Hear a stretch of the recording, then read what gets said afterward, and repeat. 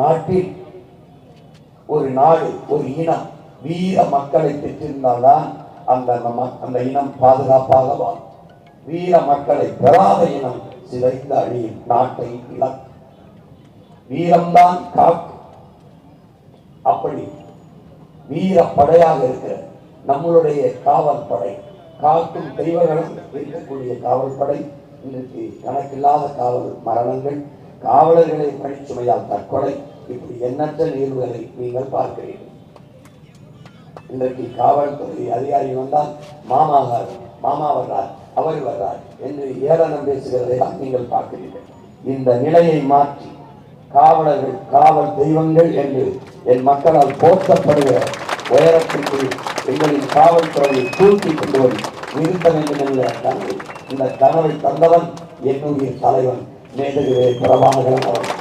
என் அன்பு சொந்தங்களே, உங்கள் மகன் உங்கள் பிள்ளைகளின் ஆட்சியை, நாம் தமிழர் ஆட்சி, தமிழ் தேச அரசின் ஆட்சியில் காவல்துறை எப்படி இருக்கிறது என்பதை சுருக்கமாக ஒரு முன்னோட்டமாக காட்டுகிறேன். நேரம் குறைவாக இருப்பதால் ஒரு மேடையில் இவ்வளவுதான் காட்ட முடிகிறது. என் கனவு பெரிது, மிகப்பெரிது. ஆனால் அந்த புலியை காட்சி வடிவத்தில் பேசி பேசி கடத்த முடியவில்லை, புரிய வைக்க முடியவில்லை. அச்சு ஆவணத்தில் குடித்தேன், படிக்கிற பழக்கம் என் மக்களுக்கு இல்லை. படம் பார்த்து பழைய போன மக்களுக்கு படம் காட்டுவது என்று முடிவெடுத்து படம் காட்டுவது. ஏன்னா நீங்க படம் காட்டுறது தான் ஓட்டு போடுவீங்க. அதனால உங்க மகனும் ஒரு படம், உருப்படியான படம், தேவையான படம், நாட்டுக்கு படம், பொழுதுபோக்கு படம் இல்ல, நல்ல பொழுதா ஆக்கிற படம். இது என்னன்னு பார்க்காதீங்க, இதை வட்டமா, இதான் தமிழ்நாட்டு அரசு முத்தில. இதுவரை நீங்க தலைநகரையே மாத்திரம், தமிழ்நாட்டே மாத்திரம் 5 தலைநகரம். அது ஏன் உடனே அப்புறம் சொல்றேன், இப்ப நிறைய நேரம் இல்லை. இது பெரிய செய்தி. இது காவல், நம்முடைய ஆட்சியின் காவல்துறை எப்படி கட்டமைக்கப்படுகிறது. எந்த நாட்டிலும் சிறைகளையும் நீதிமன்றங்களையும் காவல் நிலையங்களையும் கூட்டம் குறைகிறதோ அந்த நாடு குற்றமற்ற சமூகம் என்று போட்டது. எந்த நாட்டின் காவல்துறைக்கு, வழக்கறிஞர்களுக்கு, நீதிபதிகளுக்கு அதிகமாக மதிப்பிருக்கிறதோ அந்த நாடு அதிக குற்றவாளிகளை கொண்ட நாடு, அது குற்ற சமூகம் என்று போட்டது. எந்த நாட்டில் நீதிமன்றத்தில் கூட்டம் குறைகிறதோ, காவலர்களுக்கு வேலையில்லை என்று ஆகிறதோ, வழக்கறிஞர் அந்த நாட்டில் ஒழுக்கம் இருக்கிறது, அறநெறி இருக்கிறது, நன்னெறி இருக்கிறது, கர்மம் தலை தோன்றுகிறது என்று உங்களுக்கு தெரியாது. அப்ப இந்த நம்மளுடைய கல்வி முறையை வகுத்தவன் அவன் என்ன பண்றான், நான் இந்தியா முழுமைக்கும் பயணித்து சென்றேன், அங்கே ஒரு பிச்சைக்காரனை கூட, ஒரு திருடனை கூட பார்க்கல, அவ்வளவு அற சிந்தனை, தர்ம சிந்தனை இந்த நாட்டில் இருந்ததுதான். உங்களுக்கு அந்த மாதிரி மெக்காலேயுடைய கல்வி திட்டத்தை தான் நம்ம படிக்கிறோம். அவன் இந்தியா முழுமைக்கு குறுக்கு நெடுமா நான் பயணிச்சேன், ஒரு திருடன் கூட, ஒரு பிச்சைக்காரன் கூட பார்க்கலாம். அவ்வளவு தர்ம சிந்தனை இந்த நாட்டில் மேலும் இருந்தது. இன்னைக்கு திருட்டு போயிடும் பிச்சைக்காரன் குறுக்கு மரமா ஓடுறான். அதை நான் என் வீட்டுக்கு போற போது ஒவ்வொரு நிறுத்தத்திலையும் கையேற்றான். யாரு பூரா வடங்கிய. அப்ப நான் என்ன செஞ்சேன், இனி நமக்கு பிச்சை எடுக்கிற வேலை கூட மிச்சம் இல்ல, எல்லாம் அதையும் பார்த்துட்டான். இப்ப பாரு, நல்லா கவனி. அந்த சமூகத்தை எப்படி ஒரு குற்றவாளிகளே உருவாகாத குற்றமற்ற சமூகத்தை உருவாக்குவதுதான் உங்கள் பிள்ளைகள், எங்களின் கனவு, நம்முடைய கனவு. அப்போ அந்த கனவை நிறைவேற்றோம். நம்முடைய தலைவர், எங்கள் தலைவர், படத்தை போட்டு கட்ட முடியாது, அதை ஒளிபரப்ப மாட்டாங்க. தலைவர் தான் உனக்கு யாருன்னு தெரியும். அப்ப நம்ம தலைவரை காவல் படையை கட்டிட்டு காவல்துறை அணிவகுப்பு பேரணி, அதுல மரியாதையை வாங்கும் போது காவல்துறை பேசுனது தலைவர் பேசுனது அவன் மகன், நான் உங்களுக்கு பேசுறேன். குற்றவாளிகளை பிடித்து கூண்டில் நிறுத்துவதல்ல காவல்துறையின் வேலை. குற்றவாளிகளை உருவாகாத ஒரு சமூகத்தை உருவாக்குவதுதான் காவல்துறையின் வேலை. வேலை என்ன? குற்றவாளிகளை உருவாகாத ஒரு சமூகத்தை படைப்பதுதான் காவல்துறையின் வேலை. அப்படிப்பட்ட காவல்துறை படைப்பதுதான் நம்முடைய வேலை.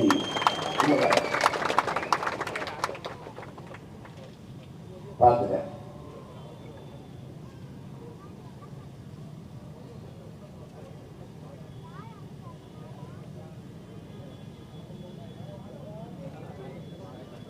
இது ஏன் உடை சீருடைய மாத்திருக்கேன்? இந்த காக்கி மேல என் மக்களுக்கு ஒரு வெறுப்பு இருக்கு, ஒரு அச்சம் இருக்கு. வந்தவுடன் இந்த சீருடைய மாத்திடும். மாத்திட்டு எப்படி இருப்பார்?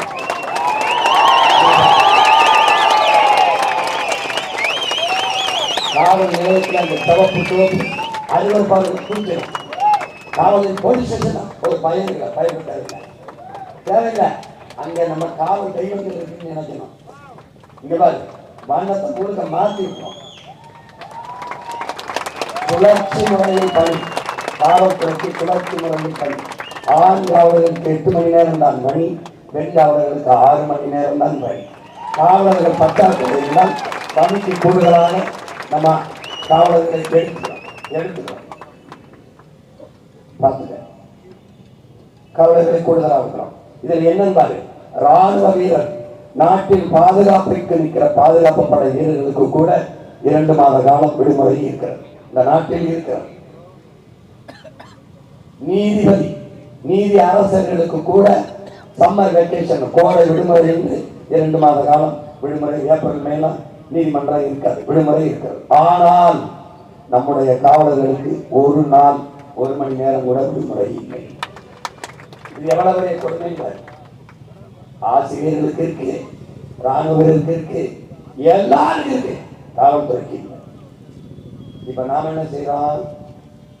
காவல்துறைக்கு இதனால இல்லாதனால மன அழுத்தம் கூடி, பணிச்சுமை, மன அழுத்தம், உறக்க நேரம் குறைவு, குடும்பத்தை பார்க்க முடியாது, அம்மாவுக்கு முடியலாம் மருத்துவமனை செய்ய முடியாது, மனைவிக்கு பிரசவம்னாலும் கூட போக முடியாது, பிள்ளைக்கு பள்ளிக்கூடத்துக்கு போனாலும் செய்ய முடியாது. எல்லா சுமையும் அழுந்தி மன அழுத்தத்துல தற்கொலை செய்து கொள்கிற நிலைக்கு இவனுடைய உறவினர் இவர் கோவையில பெரிய பொறுப்புல இருந்தாரு. துப்பாக்கி எடுத்து நெத்தியில சுத்தி அனுப்பிட்டாங்க. எப்படி மனச்சுமை அழுத்தம், இது நம்ம தங்கச்சி உங்களுக்கு தெரியும், தற்கொலை செய்து கொண்டு இறந்தது உங்களுக்கு தெரியும். இந்த நிலையை சுத்தமாக ஒழிக்கிறோம்.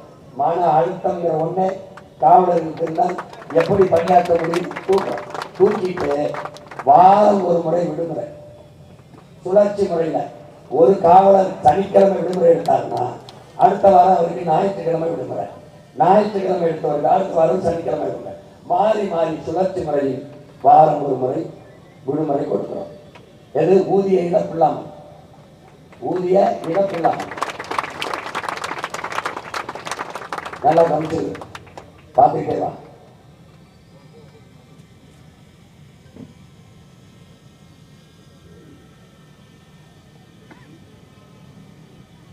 சுழற்சி முறையில விடுமுறை 6 மாசத்துக்கு ஒரு முறை குடும்பத்தோட சுற்றுலா சென்று வர அவர்களுக்கு அரசே செலவு பண்ணி பொறுப்பெடுத்து அவங்களை குடும்பத்தோட சுற்றுலா அனுப்பும். அது எல்லாமே ஒருங்கிணைக்கும். இந்த காவல்துறைக்கு இருக்கிற அந்த துறை அமைச்சகம் அதை ஒழுங்கு பண்ணி செய்யும். குடும்பத்தோட போய் இந்த எந்த அழுத்தம் இல்லாம நிம்மதியா இருங்க. காவல்துறையில யாரு? ஊரா நம்ம சொந்தக்காரு, சித்தப்பன், பெரியப்பன், மாமத்தின அண்ணன் தான். இந்த சுற்றுலா போயிட்டு வர செய்யணும். காவலர்களுக்கு இந்த குடியிருப்புனா இந்த குடிசை மாற்றி தனித்தர தரமான குடியிருப்பு கட்டி கார் வெட்டி போல நட்டு குடியிருப்பை மாற்றினாங்க. மருத்துவமனையில தனி பிரிவு, மருத்துவமனையில மாற்றுத்திறனாளிகளுக்கு, திருநங்கைகளுக்கு, மருத்துவர்களுக்கு, ராணுவ தனித்தனி பிரிவு.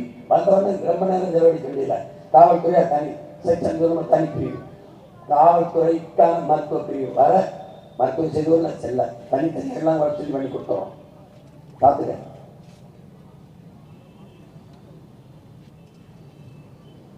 இப்ப கண்காணிப்பு கருவி எல்லா இடத்துலையும் காவல் நிலையத்துல நாடே கண்காணிக்கப்பட்டு இருக்கோம். தப்பிக்க முடியாது. எங்க இருந்து யார் கண்காணிக்கிறாருன்னு உனக்கு தெரியாது.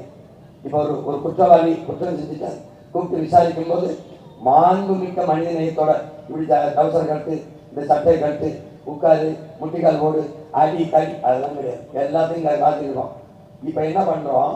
குற்றங்களை குறைக்க நமக்கு குற்ற தடுப்பு காவல் படையை கண்டுபிடிச்சிடும். இந்த சீருடை இல்லாது பிரிவென்டிவ் ஃபோர்ஸ் அவங்கள என்ன பண்றோம், உடல் தகுதியை நீக்கிறோம். ஒரு உயரம் குறைமா இருக்காரு, தடிமனா இருக்காரு, ஒல்லியா இருக்காரு, கல்வி தகுதி மட்டும்தான் பார்க்கும், சேர்த்துக்கிறோம். திருநங்கை மாற்றுத்திறனாளி, இது மாற்றுத்திறனாளிய போலீஸ் வர மாட்டீங்க. உன் மகன் ஆட்சியில போலீஸ் ஒரு அவர் என்ன பண்ணாரு, இந்த கூட்டத்தில் வந்து உட்கார்ந்து இருப்பாங்க. உனக்கு போலீஸ் தெரியாது, ஒன்னையோட மக்கள் இருப்பாங்க. இது சேட்டை பண்ணி அவர் எல்லாருக்கும் கை வச்சிருப்பேன். கை கை கை கைன்னு செய்தி போகும். 10 பேர் எந்திரிங்க எழுந்திடலாம். போலீஸ் மாதிரி வாங்க வாங்க வாங்க கூட்டிட்டு போய் உட்காருங்க. ஹலோ உட்காரா, டேய் உட்காரா, போற அங்க போனா தெரியும் அவன் போலீஸ். தப்பிக்கவே முடியாது. தாலி இருக்கிறது, தோட இருக்கிறது, பிள்ளைய கேள்வி பண்றது, வருஷத்து தோடத்து போடுவேன். ஊஞ்சி வச்சு 10 மட்டையை அடிச்சு உடம்புல உப்பு வெறும் 10 மட்டையில தம்பி முதுத்தோலை உரிச்சு உப்பு தண்ணியை கடை தண்ணியாச்சு உப்பை கலந்து ஊற்றி விட்டுருவேன். துடிச்சு துடிச்சு கும்பிட்டு விழுந்துருவேன். இனிமே என்னமே வராது உனக்கு. பார்த்துக்க. குற்ற தடுப்பு காவல் நிலையம் கொண்டுவேன். இவங்க எல்லாம் போலீஸ், உனக்கு தெரியாது. இப்ப பாத்தீங்கள போலீஸ். அப்ப குற்றம் நடந்த பிறகு கண்டுபிடிச்சு அதை வழக்காக்கி நீதிமன்றத்திற்கு தண்டனை விட்டு கொடுக்கிற காவல்படைதான் இருக்கு. குற்றம் நடப்பதற்கு முன்பு அதை தடுக்கிற காவல்படை ஒரு பிரிவை நம்ம உருவாக்கிக்கணும். அது ஒன்று உருவாக்கிக்கணும்.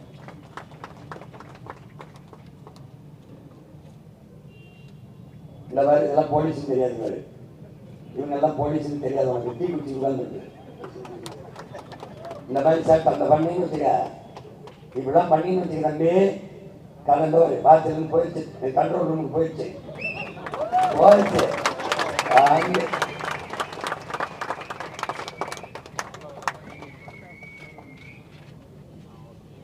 இப்ப என்னன்னா, இப்ப இப்ப வந்து பண்டிகை, நம்ம உனக்கு பண்டிகை இருக்கு, எல்லா பண்டிகை இருக்கு.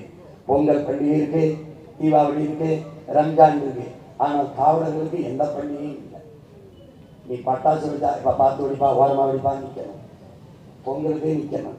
நீ செத்து பாடையில் போனாலும் கூட வரணும், பல்லக்கு தூக்கிட்டு போனாலும் வரணும், கோயில் திருவிழாவுக்கு வரணும், எல்லாத்துக்கும் நிற்கணும். ஆனால் நம்ம ஆட்சியில் விடுமுறை. எப்படி விடுமுறை? ஒரு நாள்ல அரை நாள் பண்டிகை காலங்களில் அவர்களுக்கு விடுமுறை. மீதி நேரம் பகுதி நேரம் பிரிச்சுக்கிறோம்.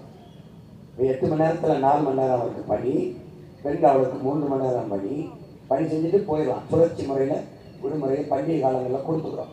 என்னென்ன பலகாரம் சாப்பிட முடியாது, தாய் தந்தையர்கள் இருக்க முடியாது, ஒரு புதுசு வேட்டியை கட்டிக்க முடியாது. எப்போ பார்த்தாலும் சீருடையோட நிரப்பாக இருக்கிற நிலைமை தூக்கிறோம். மகளிர் காவலர்களுக்கு மகப்பேறு காலத்தில் ஓராண்டு விடுப்பு கொடுத்து சம்பளம் பிடித்துள்ளாங்க, ஊதியத்தோட கொடுக்கிறோம்.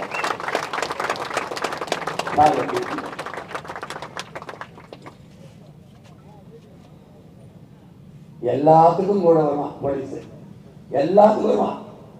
நீ விபத்துனாலும் வரணும், சாலையில் இருந்து செத்தினாலும் வரணும். இங்க பாரு, செத்து ஒருத்தன் சாலையில் இருந்தான்னு வச்சுக்க, ஆயிரக்கணக்காக நீ போயிட்டு இருக்க.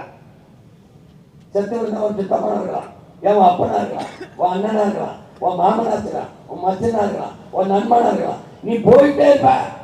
ஆனால் எவன் சத்து பிணமாக விழுந்தாலும் அந்த பிணத்திற்கு முதல் சொந்தக்காரன் நான் தான் என்று வந்து நிற்பவன் போலீஸ், காவல்துறை. நினைக்கிறேன் இனிமேலாவது காவல்துறையை போக்க மதிக்க பழகிக்க பாரு. முதல்ல விழுந்தவன அந்த இடத்துல வந்து ஒரு போரை கொத்தி துணியை கொத்தி இந்த பிணத்துக்கு நான் தான் சொந்தக்காரன் நிற்க போறது யாரு? காவல்துறை. மேன்மையான பணிகளை செய்யும் காவலர்களை போற்ற வேண்டும். எப்படி? அப்படி போற்றவருக்கு உயரிய விருது கொடுத்து பணி உயர்வு கொடுக்கும். அவன் மரணிக்கும் போது அரசு மரியாதையோடு அடக்கிறது. போற்றத்தக்க பணியை செய்கிற காவலர்களை போற்ற கொண்டாட அரசு. இப்ப பாரு, இவர் தலைவர், இவர் சாலையில போறதுக்கு இந்த மாதிரி ஒரு கொடுமை பார்த்துட்டா 3 மணி நேரத்துக்கு முன்னாடி இந்த வீட்டை விட்டு கிளம்புறதுக்கு முன்னாடி போக்குவரத்தை நிறுத்தி வரிசையா வெயில நம்ம பிள்ளைகளை அங்காவலம் துங்காவலம் நின்று இங்கிட்டு போ அங்கிட்டு போ டிராபிக் எங்க வராது. கோயிலும் ஒரு நாள் அதிகாலையில் விண்ணூர் நிலையத்துக்கு போகலாம் 5 மணிக்கு வரேன் வரிசை என் தம்பி வணக்கம் பண்ண என்ன நேரத்தில் நின்றுட்டு இருக்காங்க அன்னைக்கு சைக்கிள் ஓட்ட வராங்க வச்சு வெளுத்து இருக்காது சைக்கிள்ல இந்த பக்கம் போறாங்கன்னு மொத்த போக்குவரத்தையும் ஒரே பக்கம் திருப்பி பேசி நெடுஞ்சாலையில ஒரு பக்கத்துல போக வர நெரிசல் வராது விபத்தான யாருக்கு இருக்கு. அதுக்கப்புறம் தான் ஓட்டமா போய் பூங்கால ஓட்டு விளையாட்டு திடல ஓட்டு எப்படி இப்ப நமக்கு எதுக்கு இவ்வளவு காவல்துறை பாதுகாப்பு நம்ம தான் நாட்டுக்கே பாதுகாப்பு தேவையில்லை தேவையில்லை. இவருக்கு பாதுகாப்பு கொடுக்கணும். ஒரு வெளிப்படை உடற்படை இசட்டு படை ஒய்படை எதுக்கு ஏண்டா இவ்வளவு பயந்து நீ எதுக்குடா வாரிய பதவிக்காரி அவளை உயிர் வீட்டே கேட்கிறா மக்களுக்கு சேவை செய்ய வரவன் மக்களை பார்த்து பயப்படுறான். சரி எந்த நாட்டில் அது நடக்குது சாருக்கு பாதுகாப்பு வரிசை நிற்கணும். ஏற்படுது மெயில வெயில நிற்கணும் பனியில நிற்கணும் மழையில நிற்கணும் ராத்திரியில நிற்கணும். பாரு இந்த முறையை ஒழிக்கணும்பா இந்த நாட்டில் சுத்தமா ஒழிக்கணும். காவல் நிலையத்தில் இரு அதான் வேலை ரோட்ல நிற்காத இந்த மாதிரி போகும்போது இவருக்கு பாதுகாப்பு கொடுத்து இது எதுக்குன்னு இப்ப என்ன உங்க அண்ணன் கேள்வி வைக்கிறோம் பையன் இந்த தேர்தலில் ஓட்டு கேட்க போகும்போது என் ஆத்தாக்கெல்லாம் இப்படி ஆரத்தி எடுக்கிறாங்கல்ல அந்த இதுக்குள்ள ஆட்சித்தை ஊற்றி வாங்கி எப்படி நீ நம்பாம இப்படி கும்புற பக்கத்தில் நிற்கிற ஆட்சித்தை வச்சு அந்த சூரத்துல கொடுத்திருக்காங்க என்ன பண்ற அப்ப பயம் இல்லாம நிற்கிற பல்லடிச்சுட்டு அப்ப அதிகாரத்துக்கு வந்த பிறகு அதே மக்களை உனக்கு வாக்கு செலுத்தி தேர்வு செஞ்ச மக்களை சந்திக்க எதற்காக பயப்படுறா எதுக்கு பயப்படுறா இங்க பாரு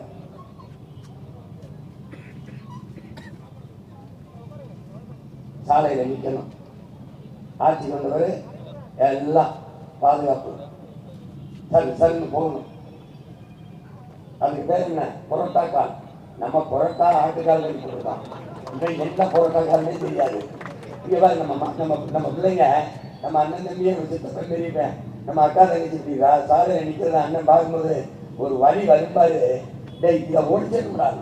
வெயில் அடிப்பான் ஒரு சிறுநீர் வந்துச்சு ஒரு அவசரம் வந்துச்சு எங்க போவான் நம்ம தங்கச்சி நம்ம அக்கா நீங்க எப்படி போகும்டா.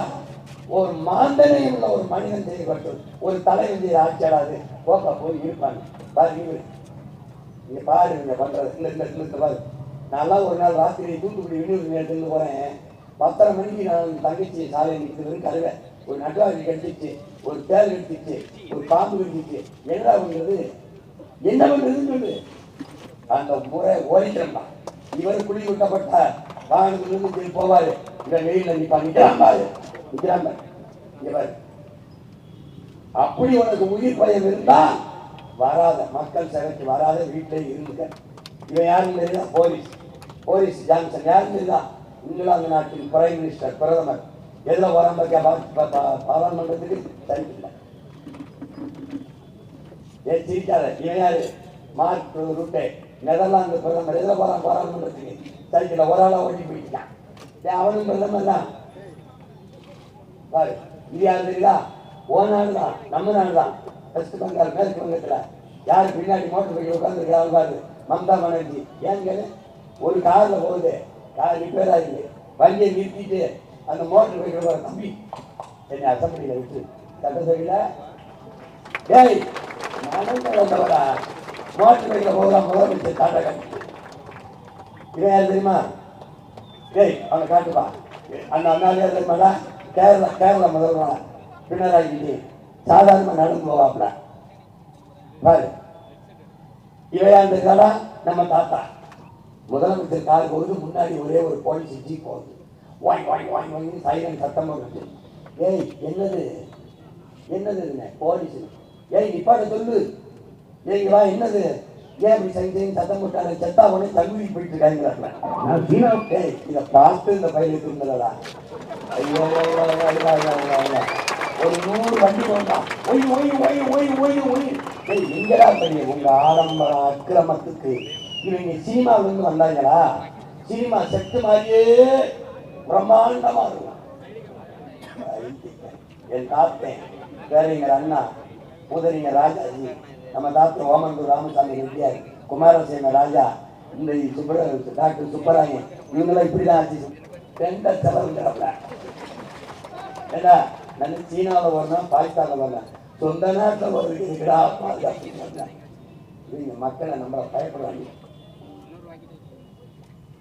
இது தாத்தாவின் ஆட்சியில, வேற ஆட்சியில எப்படி இருக்கு? தவிர்க்க முடியாத இடங்களில் என் பிள்ளைய நிற்கிற பெண்காவலர்களுக்கு கேரவன் பாதுகாப்பு வண்டியை முதல்ல அனுப்பிடுங்க. மொபைல் டாய்லெட் வச்சுங்க, மொபைல் டாய்லெட் வச்சுருவேன். ஆண் காவலர்களுக்கு அதே மாதிரி வச்சிருவேன். தவிர்க்க முடியாத இடத்துல தான், தேவையில்லாமல் சாலையில் நின்று கூடாது. நீ போய் காவல் நிலையத்துக்கு காவல் பணியை செய்ய, உனக்கு என்ன வேலையை செய், இல்லைன்னா சும்மா புத்தகத்தை படிச்சுட்டு. இந்த மாதிரி பெரிய கூட்டங்கள் இருக்குது, அதுக்கு பாதுகாப்பு கொடுக்க வேண்டிய அவசியம் வருது என்றால் அங்க பிள்ளைகளுக்கு போதிய வசதி இந்த மாதிரி வண்டியை முதல்ல நிறுத்திங்க. நகரின் கழிவறைகள், கேரவன், நடிகர்கள்லாம் சினிமா படத்துக்கு பயன்படுத்துறாங்களா ஷூட்டிங்கு, அந்த வண்டியை அரசு வச்சிருக்கோம். ஒவ்வொரு இடத்துலையும் வண்டி நிறுத்திடும். அதுக்கு கேரவன் என்பது பாதுகாப்பு வண்டி. இவர் இந்த மாதிரி எங்க காவலர்கள் சாலையில நின்று பணி செய்வது கிடையாது. அப்ப என்ன பண்ற, போக்குவரத்து காவலர்கள் நடுவீதியில் நிற்பதோ வெயிலில் நிற்பதோ கிடையாது. எடுத்துடும் என்ன பண்ற, சாலையின் இரு ஓரத்துல கண்ணாடி அறை, இப்படி இந்த பக்கம் இந்த பக்கம் சுவர் இருக்கும், பின்னாடி சுவருக்கு முன்னாடி கண்ணாடி அறை இருக்கும். குளிரூட்டப்பட்ட அறைக்குள்ள இருக்கணும், உள்ளே இருக்கணும். உள்ள இருந்து எல்லா இடங்களையும் வளைவு கண்காணிப்புக்கு சிசிடிவி பொறுத்திருப்பேன். பல இடங்களை எல்லாம் கண்ணு முன்னாடி கவனிச்சுட்டே இருக்கலாம். அங்கே மாற்றுத்திறனாளிகள், திருநங்கைகள், ஏற்கனவே இருக்கிற காவலர்கள், புதிய படித்தெடுக்கும் போது திருநங்கைகள், மாற்றுத்திறனாளிகள் எல்லாரும் விதவை பெண்களை எல்லாம் எடுத்து வச்சிருப்பேன் அந்த அறைக்குள்ள. அப்படி இந்த இந்த முறையை ஒழிச்சிடும். நீ தவறே செய்ய முடியாது. ஒவ்வொரு வளைவும் போட்டுக்கிறோம். இது எங்க இருக்கு, இது மாதிரி சிங்கப்பூர்ல இந்த மாதிரி அறையை கொடுத்துறேன். நீ ஒண்ணுமே வந்து ஏசி போட்டு உள்ள உட்காந்துக்கிற வேண்டியதான். அந்த சீருடைய மாத்திடுவேன், வெள்ளைய அது தூசி அடிச்சு அது நீ தெருவை பச்சையை கொடுத்துறீங்க. பச்சை கிரீன் சிக்னல் வந்தால் தான் நீ போகணும். போக்குவரத்து எல்லா காலத்துக்கும் பச்சையை போடு. இந்த மாதிரி சீருடைய மாத்தினேன். சாலையில நிற்கல 20 அயில மாத்திரேன். தூய தமிழ்ல அது கிலோமீட்டர் இங்கிலீஷ்ல. நான் வரும்போது அயில மாத்திரேன் தான் எழுதியிருக்கோம். அப்புறம் குழம்பிக்காத கிலோமீட்டர் வேகத்துல அயில மாத்திர வேகத்துல செல்லவும் இருக்குதுன்னா இப்படி எடுத்து வரணும். 15 கிலோமீட்டர் வேகத்துல போகும் அப்படின்னா அதுல நீ போகணும். போகல அப்படின்னா இவர் மெதுவாக செல்லவும் தான் எழுதணும். ஏன், பள்ளிக்கூடம் அருகில். இந்த மெதுவாக செல்லவும் தான் இருக்காது, எடுத்துரும். பள்ளிக்கூடம் அருகில் அதான் போட்டுருக்கோம். பள்ளிக்கூடம் அருகில்னா நீ என்ன தெரிஞ்சுக்கணும், மெதுவாக செல்லணும். மெதுவாக செல்லணும் எழுதுனா நீ அறிவெட்டவன் முட்டா பையன் அர்த்தம்.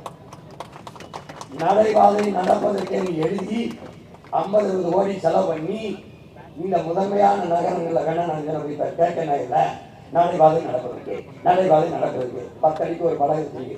அப்ப நடைபாதை நடக்கிறதுலாம் படுத்து உருளுதுங்க.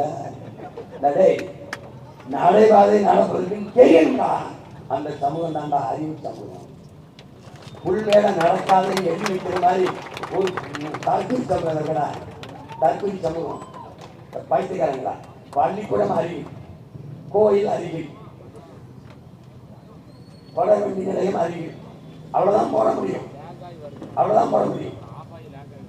இந்த கத்துக்கிறது முதல்ல இவ்வளவுதான் கொடுப்பேன். ஏன், பள்ளிக்கூடத்து மெதுவாக செல்லவும் அதெல்லாம் போட மாட்டேன், தூக்கிடுவேன். வேக தடையை எடுத்துவேன்.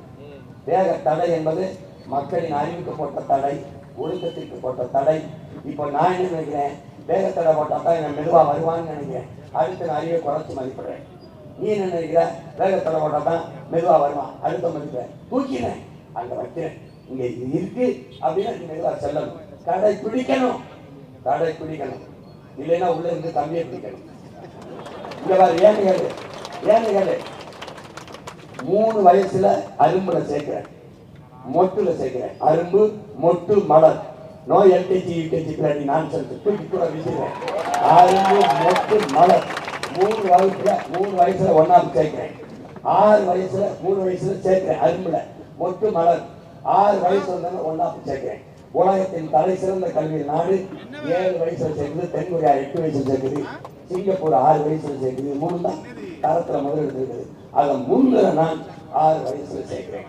அந்த 1ஆம் என் பிள்ளைக்கு ஆரம்பிச்சுவேன். எப்படி? சாலை விதி, அடிப்படை சட்டம், ஒவ்வொரு பாடம், ஒவ்வொரு வகுப்பு, என்ன 2 வகுப்புல நடக்குவேன். சாலை விதி என் பிள்ளைக்கு நல்லா அடிப்படை டிராபிக் போலீஸுக்கு அதை சொல்லிக் கொடுக்கணும், கற்றுக் கொடுத்துருவேன். சட்டம், அடிப்படை சட்டம் தனியா படிக்கிறது வேற, ஆனா அடிப்படை சட்டம் என் பிள்ளைக்கு தெரியும். எவனு வீட்டுக்கு வச்சு எக்ஸல் நீச்சல்லாம் பேசி தப்பிக்க முடியாது.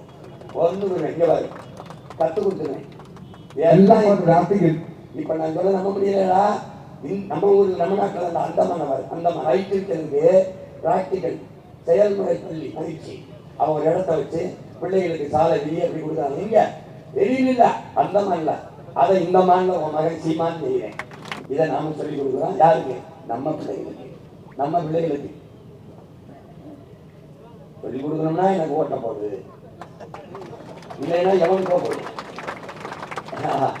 இப்ப பாரு, போக்குவரத்து விதி கத்துக்கிட்டாச்சு, இப்ப சாலை விதி நீ மதிக்கணும். இப்ப என்னன்னு ஒரு 60 கிலோமீட்டர் இந்த 60 ஐயரை மாத்திரை வேகத்துல நீ போகணும்னு அறிவுறுத்திக்கிட்டே இருக்கும். நீங்க மேல ஓடும், சுரங்க எடுத்து ஓடும்.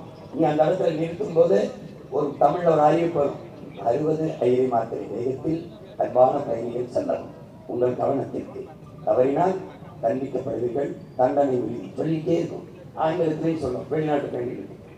இப்போ நீ மீறி போயிட்டா எவன் கவனிக்கிறாங்க? ஒரு 6 கிலோமீட்டர் வேகத்துல போயிட்டா எவன்டா பாக்குறாங்க? இந்த மாதிரி இங்க இருந்து அடுத்ததுக்கு போயிருக்கு. இந்த வண்டி, இந்த வண்ணம், இந்த எண்ணெய் இங்கே கல்வி இருக்கும், இங்கே கல்வி இருக்கும், இங்கே கல்வி இருக்கும், தப்பிக்கவே முடியாது. நீ அங்க வந்து எங்கால் கொடுக்க வந்து ஸ்டாப்பிங் போடலாம். நீங்க தானே இது இந்த இடத்துல 60 கிலோமீட்டர் வேகத்துல கூட வந்துட்டீங்க, நான் இல்லையே அப்படின்னு எடுத்து காட்டலாம்ல வீடியோ. இது நீ தானே? ஆமா, வந்ததுக்கு 1000 ரூபா, பொய் சொல்லி அதுக்கு ஒரு 1000 ரூபா, 2000 கட்டினோடனே விட மாட்டாங்க. ஓட்டுநர் உரிமத்தை கொடுன்ட்டு ஒரு கையெழுத்து போட்டுருவாங்க. கையெழுத்து போட்டு 6 முறை மன்னிக்கும் என் நாடு, என்னுடைய காவல்துறை மன்னிக்கும். 6 தவறுக்கு மேல பண்ணிட்ட ஓட்டுநர் உரிமையை எடுத்துரும், பறிச்சிடும். அதுக்கப்புறம் நீ வண்டியை மீறி ஓட்டின உள்ளதான் இருந்து எண்ணணும். பார்த்துக்க. இந்த விதியை சிங்கப்பூர் கடைபிடிக்குது. இங்க பாரு எப்படி கடைபிடிக்குது, பாரு எப்படி கடைபிடிக்குது. சாலை விதி எப்படி வச்சுக்கிறது.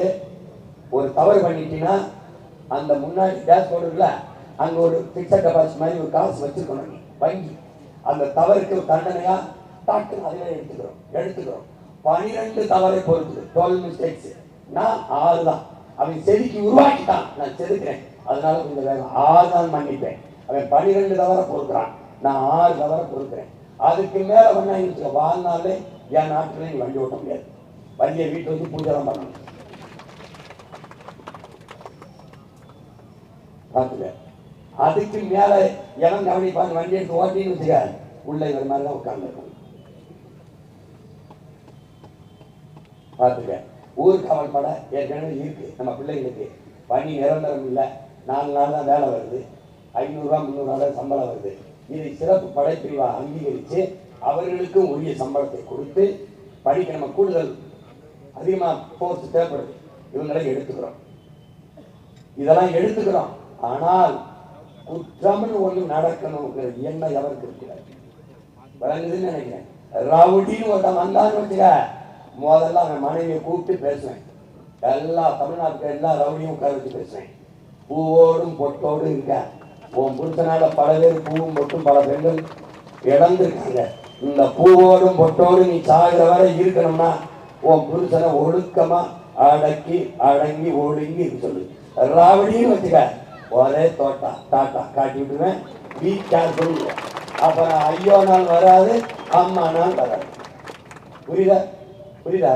பார்த்துக்க. காவல்துறைக்கு நம்முடைய ஆட்சியில, தமிழ் தேச அரசின் ஆட்சியில சங்கம் தேவைப்படாது. ஆனால் அவர்களின் அடிப்படை உரிமை, அதை நம்முடைய அரசு அங்கீகரித்து அவர்களுக்கு சங்கத்தை உருவாக்கி கொள்ள அனுமதி கொடுக்கிறது தமிழ்நாட்டு காவலர் சங்கம். அதற்கு தலைநகர் திருச்சியில தலைநகருக்கு நிர்வாக தலைநகர் அங்க கொண்டு போய் வச்சிருவேன்.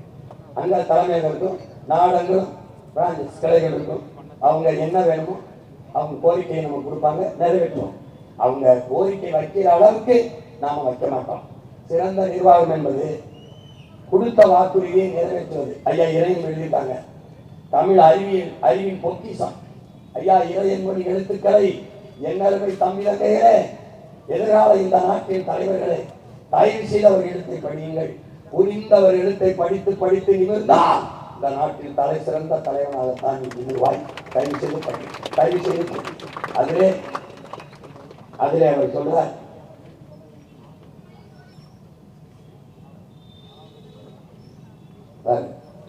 காவலர்களுக்கு விருது கொடுத்துறோம்,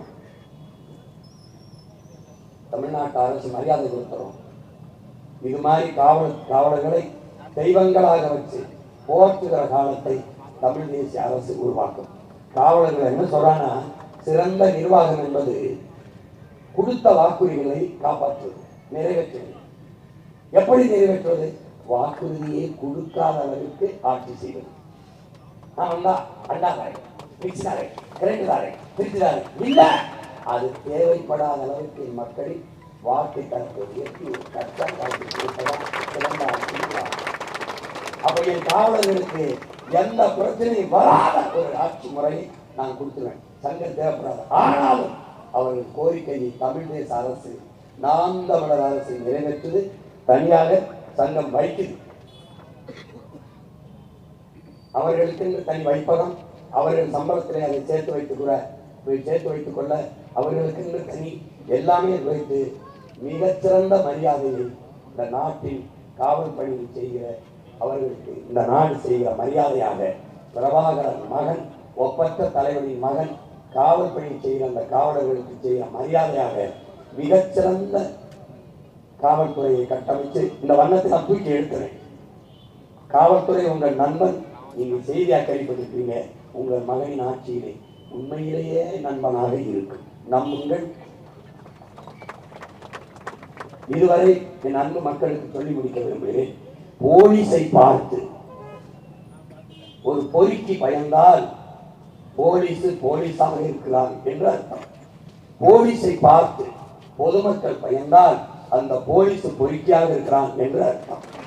இதுவரை இந்த நாட்டில் காவல்துறை எப்படி இருந்தது என்பதை பற்றி எங்களுக்கு கவலை இல்லை, எனக்கு கவலை இல்லை.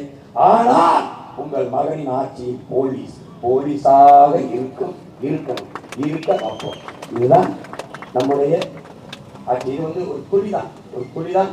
இதுக்கு மேலே காவலர்கள் முன்வைக்கிற கோரிக்கையை கேட்டு அவர்கள் என்ன நினைக்கிறார்களோ, எப்படியெல்லாம் இருக்க வேண்டும் என்று, செதுக்க வேண்டும், சீர்திருத்த வேண்டும் என்று விரும்புகிறார்களோ அதை நாம் தமிழர் அரசு செய்யும் என்கிற உறுதியை தருகிறேன். இது மாதிரி ஒரு கட்டமைப்பு ஒவ்வொரு துறையிலும் ஆசிரியர்களுக்கு வேண்டியது, மாணவர்களுக்கு வேண்டியது, மருத்துவர்களுக்கு வேண்டியது எல்லாவற்றையும் செய்யும் இந்த அரசு. ஏனென்றால் மக்களிலிருந்து மக்களுக்காக வந்த அரசு. அதிகாரம் மிக வலிமையானது. அண்ணல் அம்பேத்கர் அந்த அதிகாரம் மக்களுக்கானது. நாங்கள் அதிகாரம் மிக வலிமையானது. அறிவாசான அண்ணல் அம்பேத்கர் அதை அடைந்து விட்டால் அனைத்தும் எளிமையானது நாங்கள். எனவே நன்மை சொந்தங்களே, மிகச்சிறந்த ஆட்சியை நடத்துவதற்கு உங்கள் பிள்ளைகளுக்கு நீங்கள் செய்ய வேண்டியது ஒன்றே ஒன்றுதான். ஒரு ஓட்டை போட்டு நாட்டை உங்கள் பிள்ளைகளிடத்தில் கொடுத்துவிட்டு பத்திரமாக எந்த பயமின்றி உலகத்தின் தலை சிறந்த நாடாக இந்த நாட்டை மாற்றி படைப்பேன். உங்கள் மகன், நம்புங்கள், நான் சத்தியத்தின் மகன், சத்தியமே உருவமாக இன்று வாழ்ந்த ஒரு தலைவரின் மகன். வரலாறு நமக்கு வழிகாட்டுகிறது, சத்தியம் நமக்கு சான்றாக இருக்கிறது. ஏனென்றால் நாம் சாகலாம், நாம் தோற்று போகலாம். சாதாரணமானவர்கள் சத்தியம் தோற்றதாக சரித்திரத்திலே செய்தி இல்லை. நாம் சத்தியத்தின் மக்கள், சத்தியமாக ஒரு நாள் வெல்லுவோம் என்று எனக்கு கற்பித்தால் அந்த சத்தியத்தை நம்பி நிற்கிற மகன் நான் சொல்லுகிறேன். எனக்கு உயிர்ப்பால் ஊட்டிய என் தாயின் மீதும், அறிவுப்பால் ஊட்டிய என் தாய் தமிழின் மீதும், என் உயிருக்கு மேலாக நான் நேசிக்கிற என் தலைவன் மீதும் உறுதியிட்டு சொல்கிறேன். ஆகச்சிறந்த ஆட்சியை உங்கள் மகன் இந்த நாட்டில் நடத்துகிறேன், தருகிறேன். நம்பி நீங்கள் எனக்கு வாக்கு செலுத்துங்கள். எல்லாருக்கும் செலுத்திவிட்டீர்கள். திமுக பலமுறை ஆண்டு விட்டது, அதிமுக ஆண்டு விட்டது. நீங்கள் என்ன வாழ்ந்து விட்டீர்கள்? இன்னும் அரிசிக்கு கையெழுந்தீர்கள், வேட்டிக்கு கையெழுந்தீர்கள். இலவசத்திற்கு ஏந்தி நிற்கிறீர்கள். இது என்ன ஆட்சி முறை? என்ன ஆட்சி முறை? என்ன வளர்ச்சியை கண்டீர்கள்? என்ன கண்டீர்கள்? ஒரு அரிசி, ஒரு வெள்ளம், ஒரு வேட்டி சேரல் அந்த வக்கற்ற நிலையில் வைத்தறிவர்கள் ஆட்சி என்றால் எப்படி? சாராயத்துக்கு சாகடிக்கிறான், தாலிக்கு தங்கம் அரைப்பவன் ஒருவன், குடிக்க வைத்த 6 லட்சம் பெண்களை தாலி அழுத்தவன் இவர்கள். தாலி அழுத்தவனுக்கு நீ அதிகாரத்தை கொடுக்கிறாய். சாராயம் 50,000 கோடிக்கு காசு யாரு? உன்னுடையது. ஒரு நாடு தீபாவளிக்கு மட்டுமே 790 கோடிக்கு முடியாது. 790 கோடி. ஒரு படம் வெளிவந்தால் 34 கோடிக்கு பார்க்கிறான். பொழுதுபோக்குக்கும் போதைக்கும் இவ்வளவு காசை கொட்டி கொடுக்கிறவனுக்கு எதற்கு இலவசம்? எதற்கு? 50,000 கோடி வருவாய். யார் வருவாய்? மக்கள் குடித்து கொடுக்கிற காசு, குடியாரன் காசு. அதை வைத்து என்ன நடத்திட்டால் திடப்போது திறப்போது போதை கலாச்சாரத்தில் மக்களை மூட விட்டு பெண்களின் பாதுகாப்பு என்பது பைத்தியக்காரத்தனம், சட்டம் ஒழுங்கு என்பது வேடிக்கை. எவ்வளவு ஏமாற்று? எப்போது ஏமாற்றுவது? எப்போது சரி செய்வது? எப்படி? எப்படி 3 வேலை யாராவது டாஸ்மாக 3 வேலை சொல்றத பத்தி சொல்லல. உங்கள் மகன் வந்தால் 3 வேலை. அப்ப வருவாய் என்ன? இது 50,000 கோடி. பால் 3 லட்சம் கோடி. இந்த சாராயம் உயிரை எடுக்கும், என் பால் உயிரை கொடுக்கும். எந்த பக்கம் நிக்க போற? எந்த பக்கம் நிக்க போற? அவன் கூட லஞ்சம், நான் உண்மை நேர்மை. அவன் என்ன இலவசம்? 2,000 2,500 3 சிலிண்டர். அவன் அண்ணன் சூப்பர் 6 6 சிலிண்டர். நோ இலவசம். Education free, medical free, water free, drinking water free. எப்படி? Highly standard. மற்றபடி நோ ஃப்ரீ. எதுவும் ஃப்ரீ கிடையாது. சிலிண்டர் எப்படி தர உன் மகன்? நானே உற்பத்தி செய்வேன். எத்தனை லட்சம் டன் வேணாலும் நான் இந்த எரிகாற்று உயிர் வழிங்கிற பயோகேஸ் தயாரிப்பேன். எதுல? என் மாட்டு சாணம், ஆட்டு புழுக்க, மற்ற இடங்களை கழிவு, கல்ல கழிவு, பன்னி கழிவு, கோழி புழுக்க எல்லாம் எடுத்து குடிச்சு பார்க்குறாங்க. கோடிக்கணக்கான டன் பயோகேஸ். உனக்கு தெரியும், கொடக நாட்டுக்கு ஏற்றுமதி செய்வேன். எவனுக்கா வேணும்? வாங்கி போலாம். தமிழ்நாட்டு அரசு முத்திரையை செஞ்சு கொடுத்தேன். உனக்கு தடையின்றி எரிகாற்று தருவேன். எல்லாரும் குடிசைக்கு கோபத்துக்கு. ஆனால் ஓசியா தர மாட்டேன்.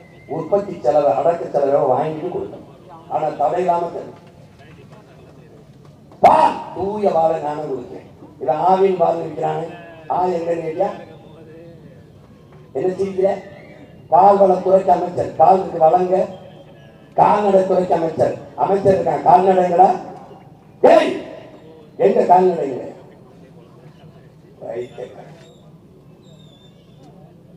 பெரிய கனவு, பெரிய கனவு, சின்ன மூளை, நிறைய வேலை.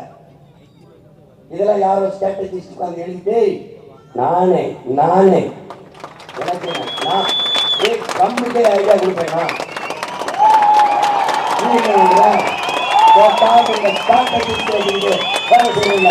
அறிவு நிறந்து கால் வழியா வழிக்கு துண்டை எனக்கு இருக்கிற அறிவுக்கு கருத்துக்க வேலை செய்ய நேரம் இல்லை. 2 மணி நேரம் தான் போராட்டம். இப்ப போய் நாளைக்கு என்ன அங்க என்ன இங்க என்ன எல்லாரும் போயிட்டு எப்ப படுப்பேன்? 2 மணிக்கு 3 மணிக்கு படுத்து 6 மணிக்கு எழுந்திருக்கீங்க. 2 மணி நேரம் தான் தூங்குறியான்னு கேட்கிறாங்க. அதான் எனக்கு தெரியல. வரல. அதனால அம்பேத்கர் முடிச்சுட்டு எழுதிட்டே இருக்காரு. அவங்க போய் கேட்கிறான், என்ன அம்பேத்கர் இன்னும் நீங்க தூங்காம முடிச்சுருக்கீங்களே? காந்தி தூங்கிட்டார், நேரு தூங்கிட்டார். அவங்க மக்கள்லாம் முடிச்சுட்டாங்க, தூங்குறாங்க. என் மக்கள் தூங்கிட்டு இருக்காங்க, நான் முடிச்சுட்டு இருக்கேன். ஏன் தூங்கிட்டீங்க? இது அடிமையா இருக்குன்னு தெரியாம அது நல்ல சுதந்திரம் இருக்கு. என் மக்கள் ஏமாற்றப்படுகிறார்கள். மக்களை ஏமாற்றுவது எளிது, ஆனால் ஏமாற்றப்படுகிறார்கள் என்பதை அவர்களுக்கு உணர்த்துவது மிக கடினம். மாற்றுத்துறை நான் 15 வருஷமா கற்றுக்கிட்டேன். ஒரு நாட்டை, ஒரு நாட்டில் நடக்கிற அக்கிரமத்தை, அநியாயத்தை எதிர்த்து பேசுவது, சுட்டி காட்டுவது, குறை கூறுவது, நிர்வாகத்தை குறை கூறுவது குற்றமாக கருதப்படுமானால் அந்த நாட்டை குற்றவாளிகள் ஆகிறார்கள் என்று பொருள்கிறார். இப்ப முகநூல் அரசை பற்றி ஒரு தூக்கி குண்டாசு போடலாம். ஏன் குற்றவாளிகள் ஆச்சுட்டான்? 266 60 வழக்கை மேல கொடுத்தான். கொலை பண்ணா, கொள்ளைச்சுனா, மலையை திருநா, ஆத்த திருநா, ஒண்ணும் இல்லை பேசு. ஈரோடு கிழக்குல தேர்தல் பரப்புள்ள 5 நிமிஷம் கூட கிறிஸ்டன் வழக்கு. இங்க இருந்து போக ஒரு நாள், அங்க ஒரு நாள், 2 நாள் திங்குது. 41 பேர் இறந்துருக்காண்டா கரூர்ல. ஒரே பெயர் ஒரு 5 நிமிஷம் கூட பேசுறது கேட்டேன். என்னையா நிர்வாகம், ஒரு 5 நிமிஷம் கூட பிடிச்சேன், அதுக்கு ஒரு வழக்கு. 40 பேர் இறந்துருக்கான். ஒருத்தர் மேல கூட எப்படி ரூல் உள்ளது. கொடுமையான கூட்டம் விடாது. கள்ளச்சாராயம் பேரு, காய்ச்சலும் குற்றம், குடிக்கிறதும் குற்றம். கள்ளச்சாராயம் குடிச்சு செத்தவனுக்கு 10 லட்சம் விடா. குடும்பத்தில் ஒருத்தருக்கு அரசு வேலை, பிள்ளையை நான் படிச்சு கேட்குது. ஆனா ராணுவ வீரன் நாட்டு எல்லையிலப்பா நாட்டை பாதுகாக்க சண்டை போட்டு செத்து வந்தாங்கடா, ஒத்தரவாக ஒரு மாலையை போடுறது ஒரு மந்திரி போய் இந்த நாட்டுக்காக போய் செத்தா இந்த நாடு என் வீடை பார்த்தும் என்ற நம்பிக்கை கொண்டாதான் படைச்சு போவான். நாதிட்டு நிற்கிறோம்னா எவன்டா போவான் நாட்டு பாதுகாப்பு?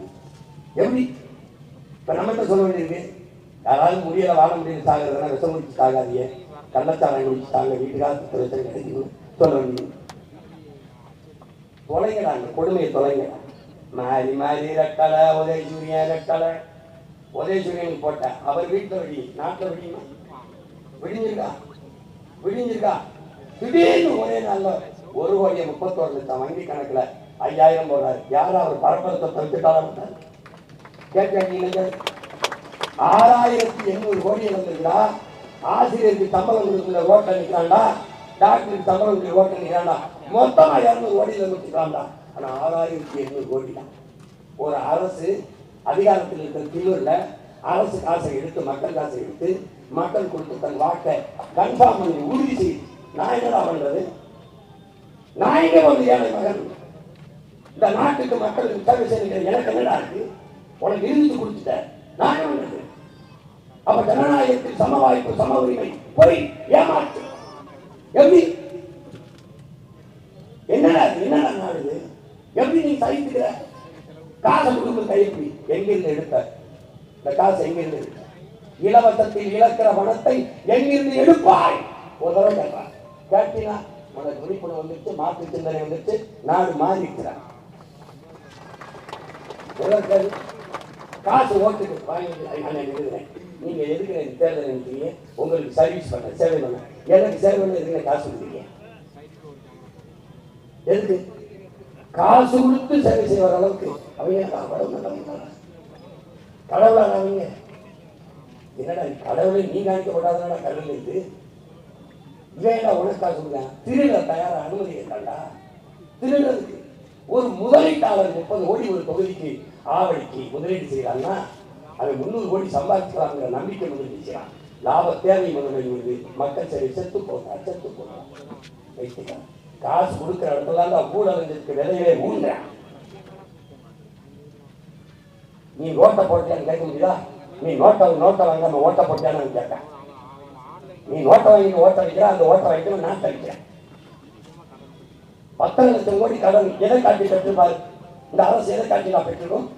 மண்ணின் வளத்தை, மக்களின் நலத்தை வீட்டை இடமான வச்சு நம்ம அப்பன் கடன் வாங்குவது போல நாட்டை இடமான வச்சு வாங்க அந்த உரிமை கொடுத்தது. கடன் பெற்று நிறைவேற்றப்பட்ட திட்டம் எஜுகேஷன், மெடிக்கல், அதுல தரம் உயர்ந்திருக்கா? இல்ல எலக்ட்ரிசிட்டி, தடை இல்லாத கரண்ட் கட்டில்லாத மின்சாரம் வழங்கப்பட்டிருக்கா? தரமான சாலை இருக்கா? சம குடிமர் தலைநகர்ல எங்க மாதிரி சாலை. அப்ப உள்சாலை, கிராமப்புறங்கள்ல போக்குவரத்து, அரசு போக்குவரத்து என்ன வழங்குதா? உட்கார இடத்துல பாதியில் பிரிஞ்சு போகுது, போக டாயம் கலந்து ஓடுது. எல்லாத்தையும் மாற்றணும். ஒன்னால முடியும், என்னால முடியும், நம்மால முடியும். ஒன்னே ஒண்ணுதான், ஒற்றை விரல்ல நன்றி உணர்ச்சி. 3 வேளை சாப்பிடுற ஒப்பிட்டவனை உள்ளளவு நினை என்றால் உணவிட்டவனை உயிராக நினை. ஒரு தடவை நினை. ஏப்ரல் 23 போ, சாப்பிட்டு தான் போவ, வந்து சாப்பிடுவேன். சாப்பிடுற நீ உழவையின் உழைப்புல அவன் வேர்வையில விளைஞ்சால்தான் சாப்பிடுற. நன்றியோட நன்றி உணர்ச்சி என்ற ஒரு இல்லா அந்த இன்னைக்கு 3வது 4வது தான் தேடாத ஒரு மகன் கணேச பார்ட்டி ஆயிட்டான். அங்கீகாரம் பெற்ற கட்சி முதல் கட்சி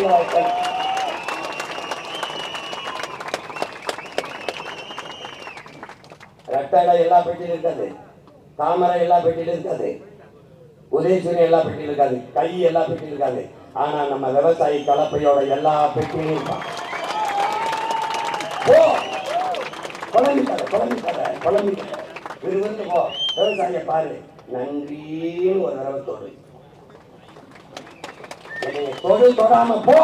ஆனால் கட்டட உதயசூரியன் கை தாமரையை தொட்டாத கட்டுறான், பயிர் செய்து தொட்டான். நன்றின்னு ஒரு தடவை தொடு. விவசாயி வாழ்வான், நாமும் வாழ்வோம்.